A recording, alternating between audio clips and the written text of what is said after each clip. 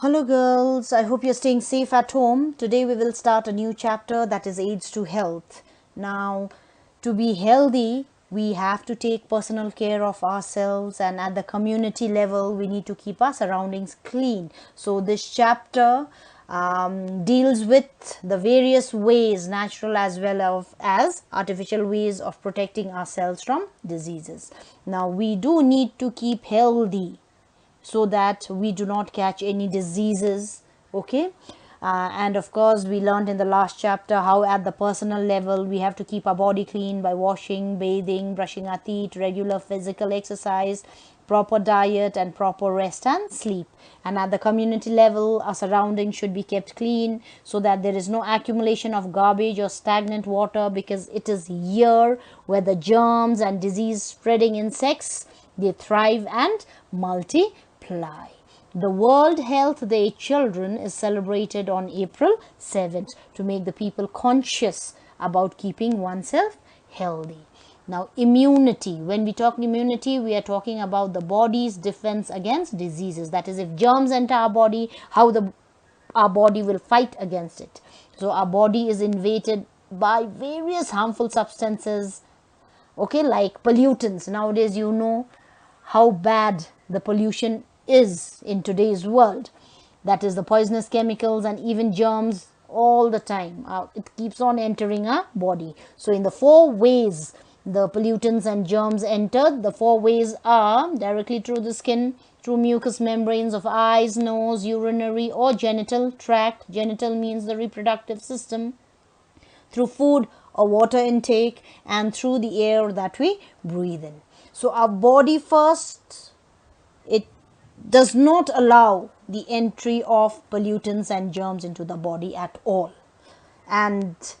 But if somehow these germs enter the body will fight with them, and these germs are made harmless. So the defense system in our body works at two levels. First is known as the local defense system, and second is known as the immune system. Okay, so what is the local defense system? That is prevention of entry of germs. So this is a kind of a barrier system, or a wall you can say, which does not allow the germs to enter into our body at all.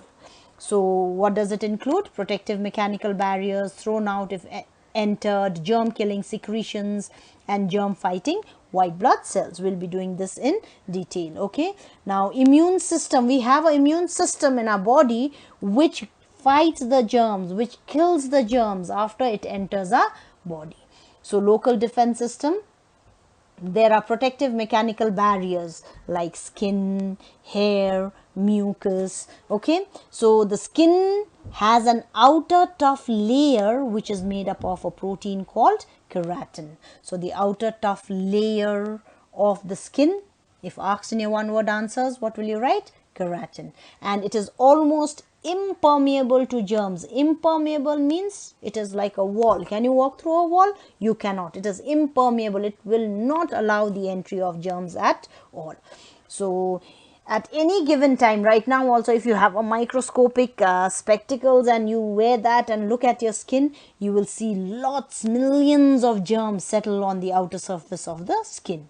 Okay, and of course these germs come through the air or through direct contact with contaminated objects. Even a handshake or a kiss on the cheeks of a baby transfers germs from one individual to another individual. Okay, and you know how important washing with soap is in this pandemic time, because it removes the germs. Now if there is any scratch or cut in the skin, it becomes like a door which is open for the germs to enter. So if there is any cut in the skin, you know, the blood, it will bleed for some time, the blood oozes out, and after that it forms a clot. So it closes the door, you can say, so that there is no entry of germs. Okay, and we have hairs in our body.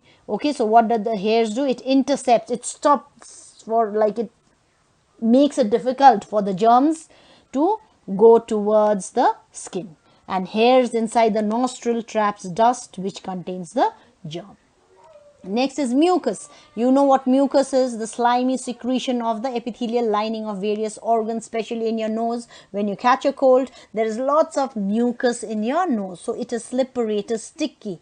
Okay, so we have mucus in the nasal passages as well as the windpipe. When you have a cough, when you have cough and cold, you throw out phlegm, isn't it? So that is mucus. So what does it do? Since it is sticky, it traps many bacteria and does not allow the entry into the body tissues. Okay, and in the windpipe has ciliated epithelium. We did that, if you remember, in the tissue chapter.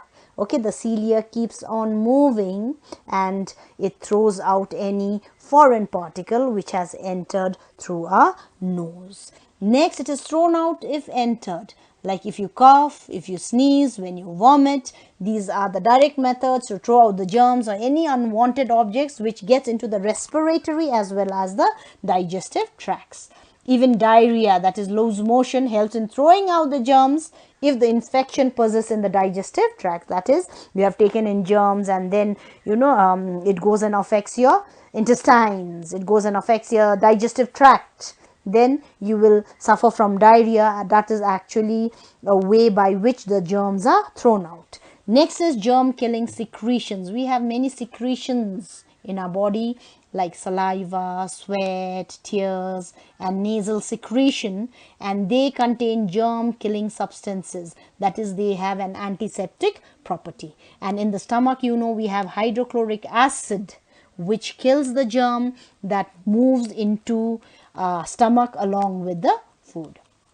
And then finally we have germ fighting white blood cells. Now supposing if any microbe means germs, enter our body, the white blood cells, also known as phagocytes, are ready to fight with them. Now white blood cells, you may say that they are present inside the blood vessels. So what if the germ enters into the body near the cell? So what happens? The white blood cells are very alert. So once they sense that the bacteria has entered our body, it squeezes out like this. There you can see it squeezes out of the capillary wall, because these white blood cells are very, very tiny. Okay, so the process by which white blood cells squeezes out of the blood vessels across a capillary wall is known as diapedesis. Okay, and then it goes and surrounds itself over the bacteria and the bacteria is engulfed. So the process by which bacteria is engulfed by white blood cells is known as phagocytosis. So these are the two ways by which the four ways by which the local defense system works. Okay, now sometimes when you have a sore, you will get pus, the whitish secretion which is formed inside the wound.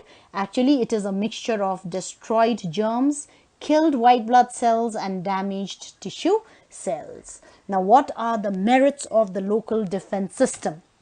This is your first assignment for today. You will write down the merits of the local defense system. They start working instantaneously. They are not dependent on previous exposure. You don't have to be exposed to a germ previously so that it will start recognizing the germ and not allowing it to enter. And they are effective against a wide range of potentially infectious agents. Anything, they will not allow anything to enter your body. Okay, now next we come to the immune system. The local defense systems are not effective in all cases and circumstances because germs do enter our body. Okay, there are certain microbes. I already told you microbes means germs, or their poisonous secretions are known as toxins, do enter our body, inside our tissues, inside our cells and inside the various organs, because they have a special mechanism of entry, or sometimes there is any breach in the protective barrier. You may have cut yourself, or accidentally you have taken it through your mouth, through the nose, through the eyes. Okay, so at this stage what happens? The blood and other body fluids start fighting against the germs. So we have an army of white blood cells inside us.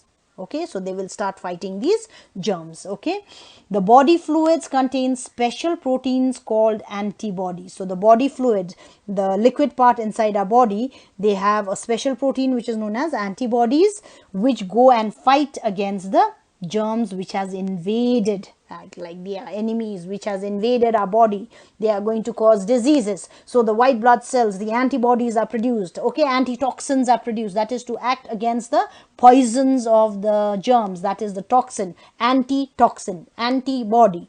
So it acts against them and destroys them.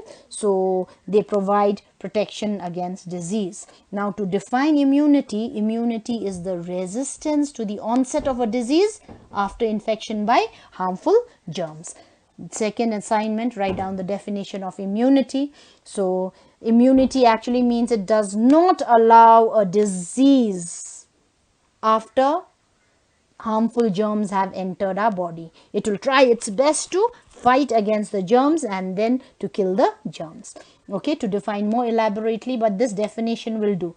Actually, it is the capacity of a body to deal with foreign substances like bacteria, viruses, toxins that enter our body to make them harmless, or it is simply as it provides resistance against disease-causing germs. Okay.